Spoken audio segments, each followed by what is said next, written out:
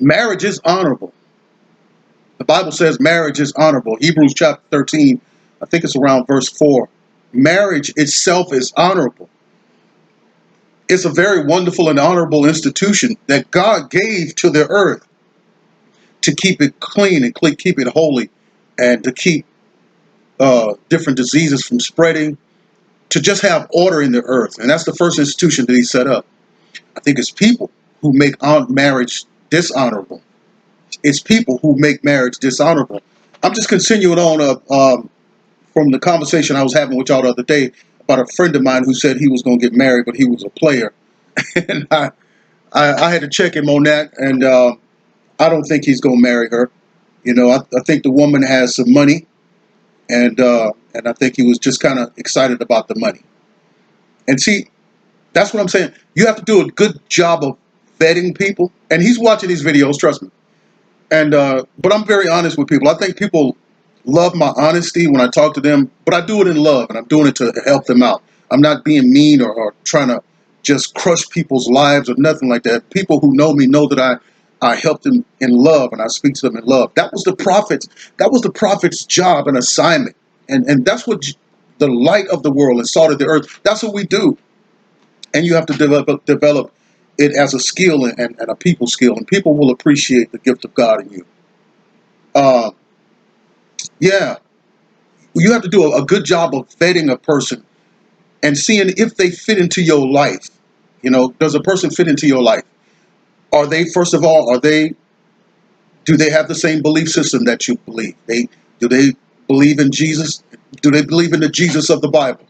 Do they believe in the gifts of the Spirit, or they don't believe in the gifts of the Spirit? Do they believe in speaking in tongues, or don't believe in speaking in tongues? I had a lady on my Facebook the other day arguing with me over whether speaking in tongues is a heavenly language or an earthly language. She believed that it's an earthly language. I believe it's a heavenly language. Paul talked about it, how he spoke with the tongues of men and of angels. He separated them both. And then I was just letting them know, what's the purpose of the Spirit if you just go to school and learn just a regular language, if that's what the Spirit of God. I know he did that on the day of Pentecost, but that was just to initiate it.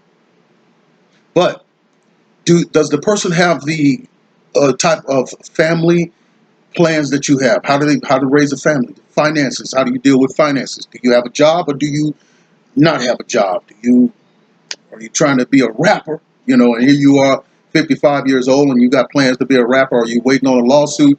You sitting back hurt, you waiting on a lawsuit. Um, you know, is the person's debt? A person could have debt in their life. I had one person come to me for counseling, and man, what came out one time was that the lady was telling them that she had a dog. She had a dog. But it turned out that she had something like 6 or 7 dogs, and a couple of them needed surgery, you know, and then some of them needed shots. That's a bill. This stuff needs to be told. There was a guy who but the woman had married him. He had child support. He had kids. He had grown kids, but she didn't know about it. But she had married the guy, and he had all of these arrears. I mean, thousands of dollars in arrears that he owed.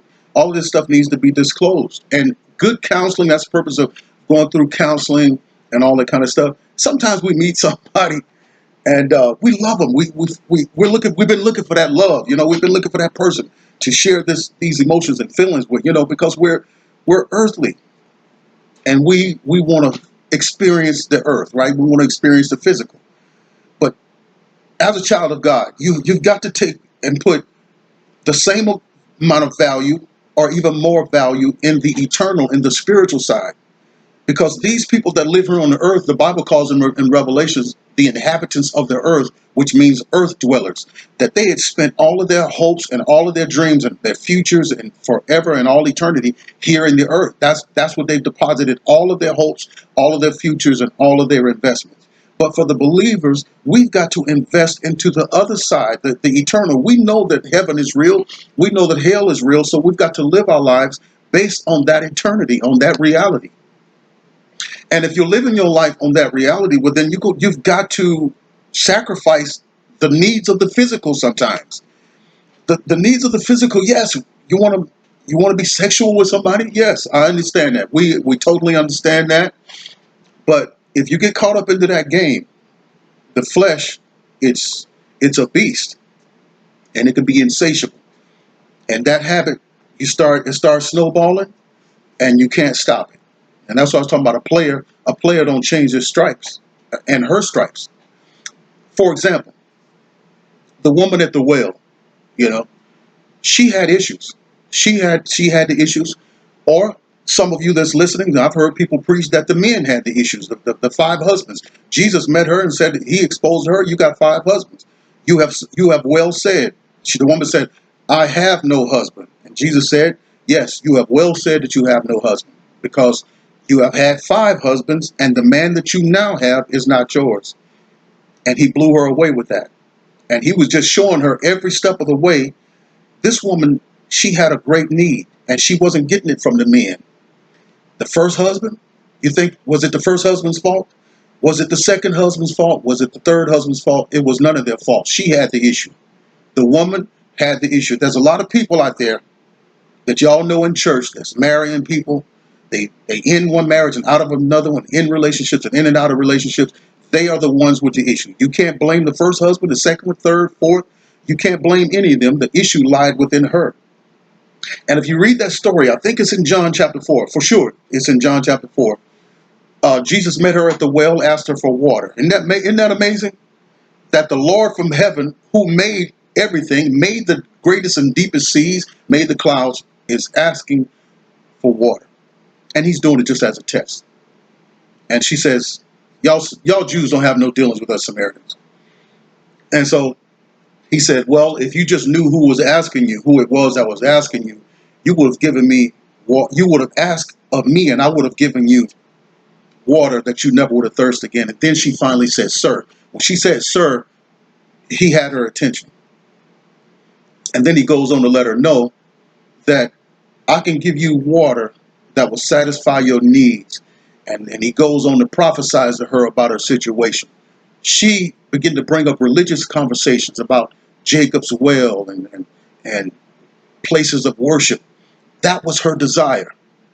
She wanted the spiritual. And a lot of times people view sex as a spiritual connection.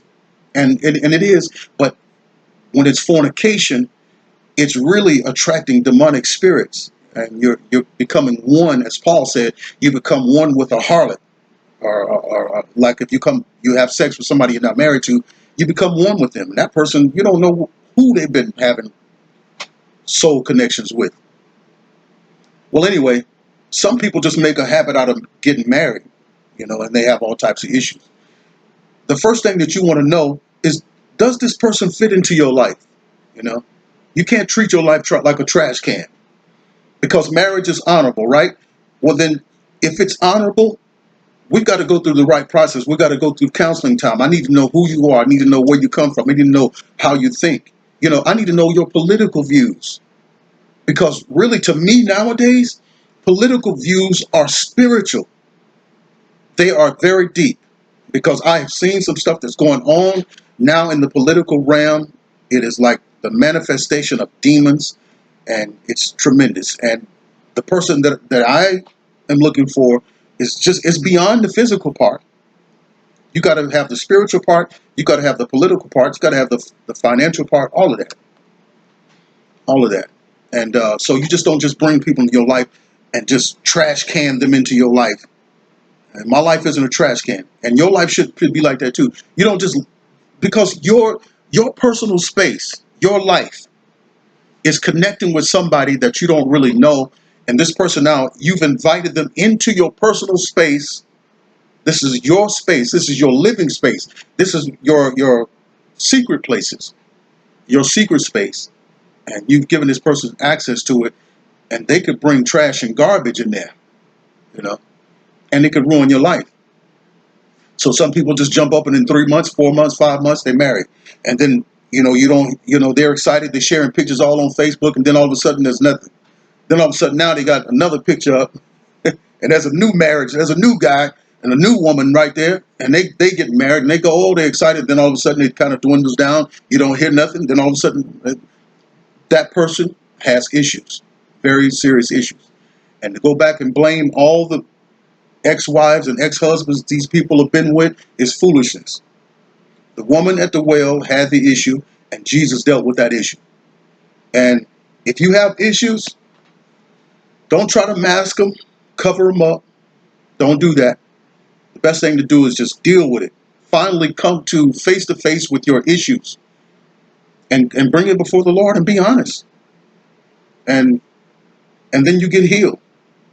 You know, if you had leprosy in that day and your hand was flesh was falling off your hands and Jesus came up to heal you, and you take that hand and hide it behind your back and say, "Oh, I'm okay, I don't need nothing."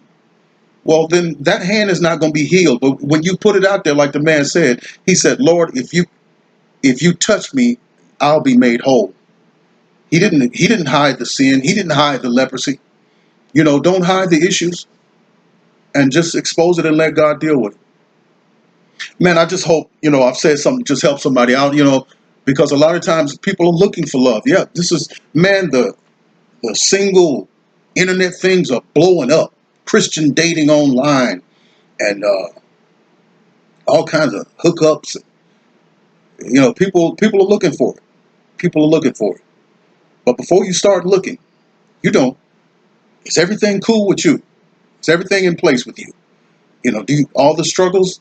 Are you struggling with any issues? Are you addicted to any alcohol? Are you addicted to weed? Are you addicted to porn? Are you addicted to sex?